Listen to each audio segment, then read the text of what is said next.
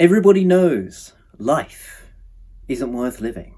Deep down, I knew perfectly well that it doesn't matter much whether you die at 30 or at 70, since in either case, other men and women will naturally go on living, and for thousands of years. In fact, nothing could be clearer. I'm Head of the Curve, also known as James Bergman, and in today's book review, I will be discussing Albert Camus' The Stranger, first published in 1942. Alright. It's taken me a while to get to this piece, to review it.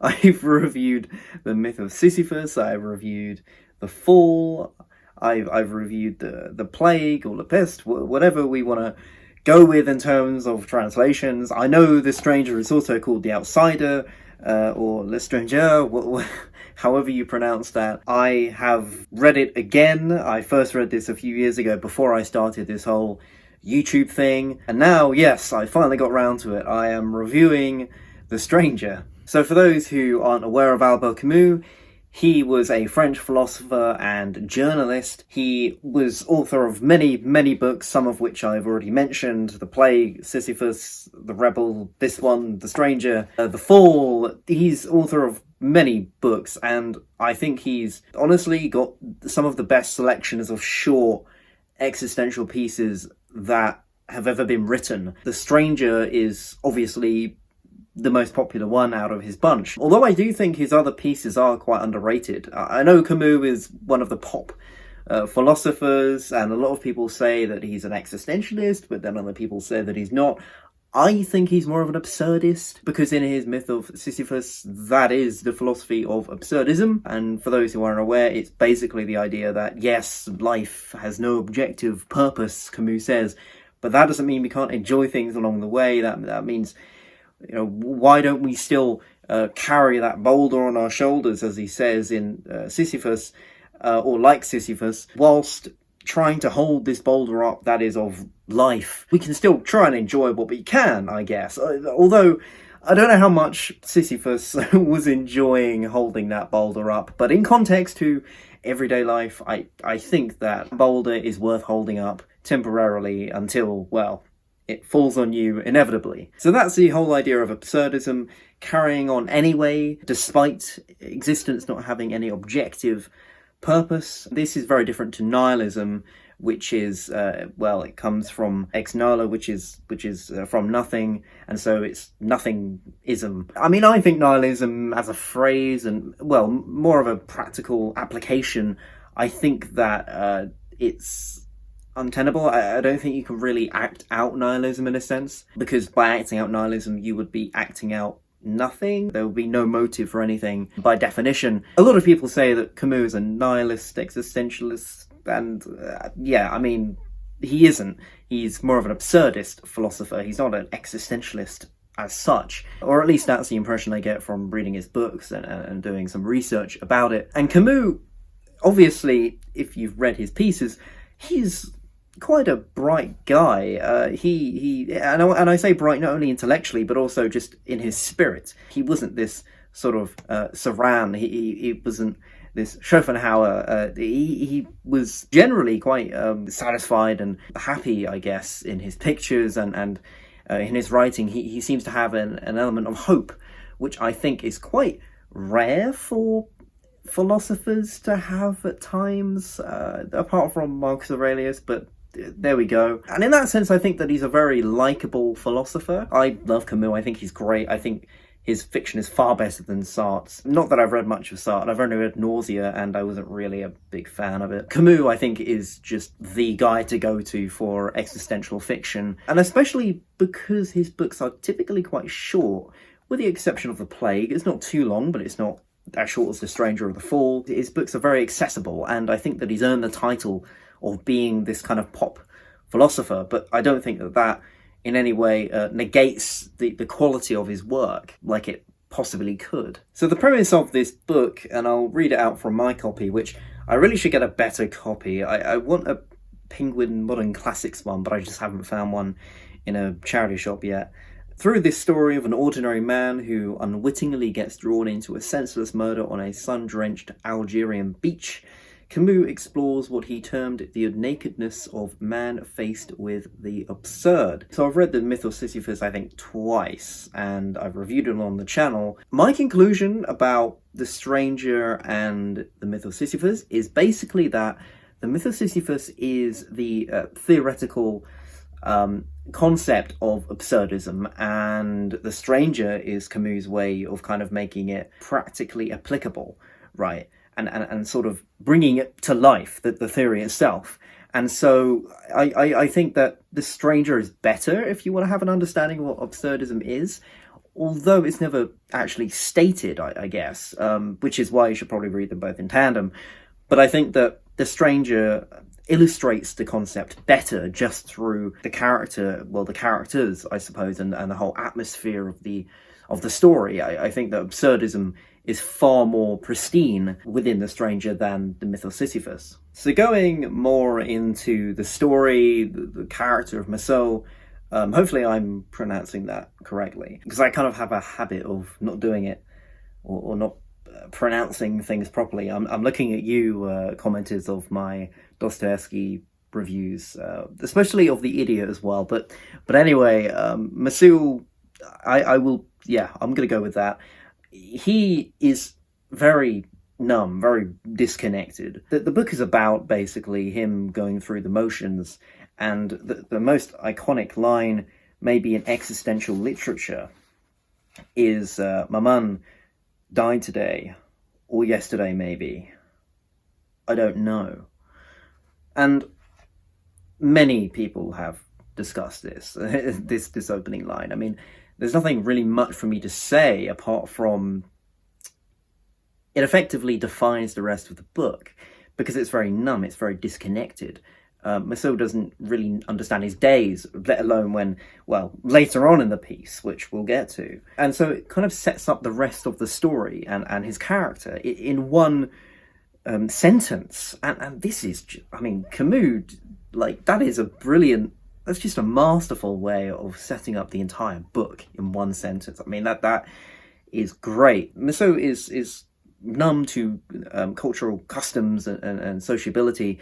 He doesn't buy this whole sort of love thing from his sort of girlfriend, I guess. And with his own mother, he feels very disconnected from. And so there's this kind of cold, disconnected feeling throughout the entire piece. And this is a book that doesn't leave you with, or it didn't leave me with this intellectual sort of analysis in my head. It left me with a feeling.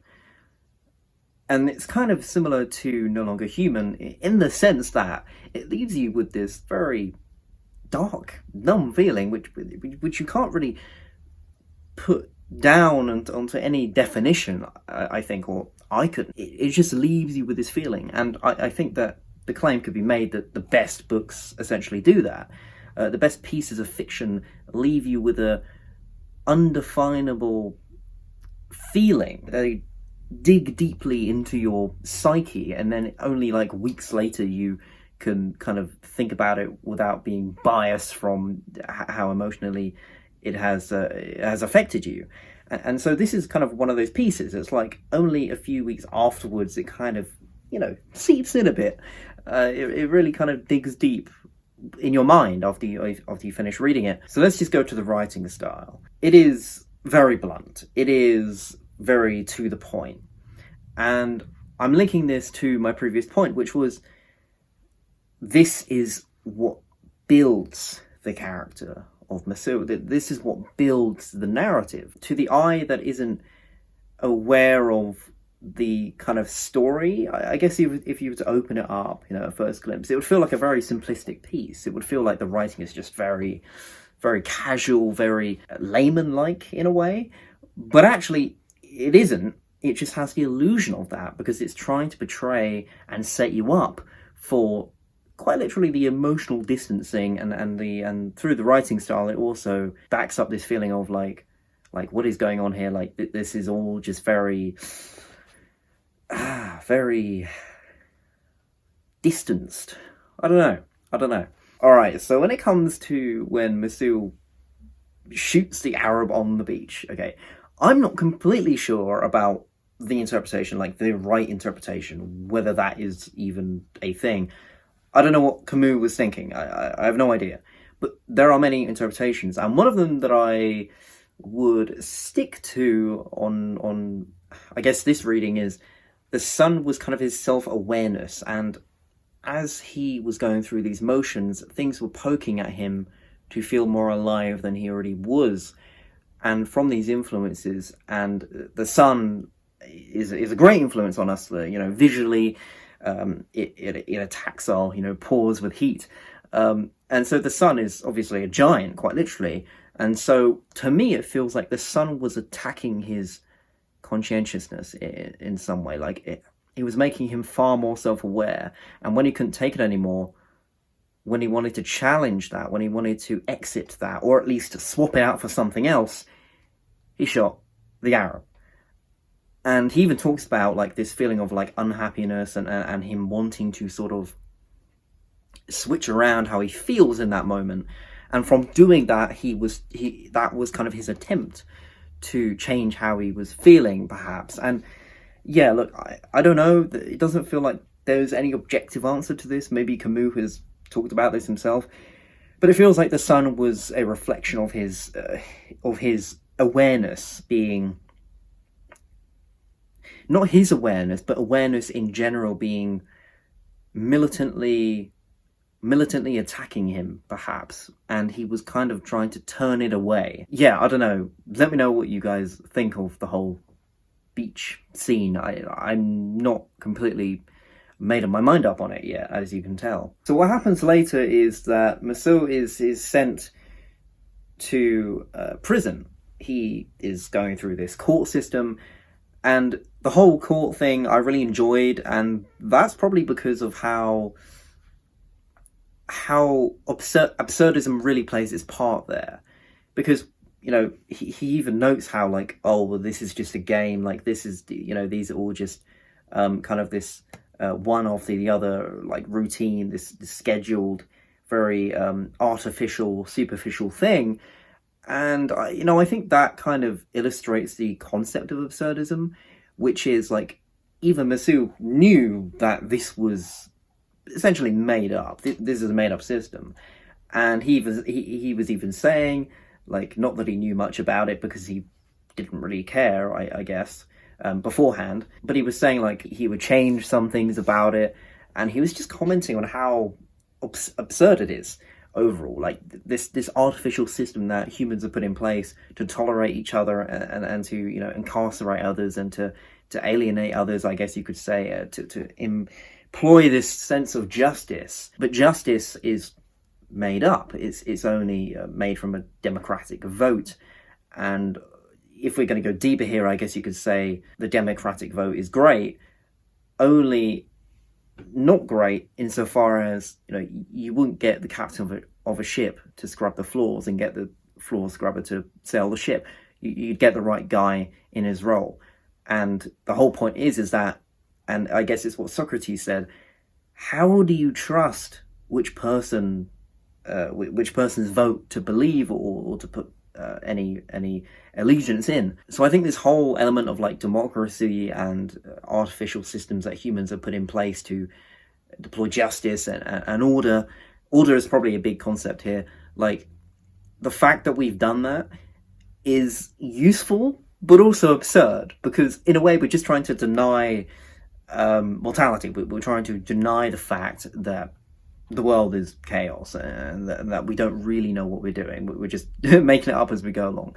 I think the character really understands that in the story, and it's like no one else does. And once he is in jail from being found guilty, and I believe he goes to the guillotine, what I also found interesting was the whole idea of like religion and this priest coming in and saying, "If I'm finding religion, find consolation in religion," and how criminals always comply to the Bible once they hear their death sentence and so on. And this kind of got me thinking of the whole like saying there are no atheists in foxholes, meaning that basically on their deathbeds atheists would be thought to convert to God or religion because, well, why not? And this brings us to Pascal's wager. Blaise Pascal, when he was saying, well, like a huckster at a bazaar, what are you going to lose? You might as well subscribe to God, religion, whatever. And, with my criticisms of Pascal's wager and this whole argument aside, which basically is, okay, what God do you believe in then? Because, you might as well just believe in, every single God. But if you do that, then you contradict other religions. So basically, Pascal's wager doesn't work because you are going to miss out on a God that you potentially haven't prayed to. And also, superficially believing in God just because you're going to die is disingenuous. And surely God would be aware of that. So, this contradicts God's omniscience and so on. I said I wasn't going to go too deeply in it, and I won't. That's for my other videos on philosophy and theology. This whole idea that this priest kind of comes up to him and says, confide in Christ, he suffered for you, all this sort of thing.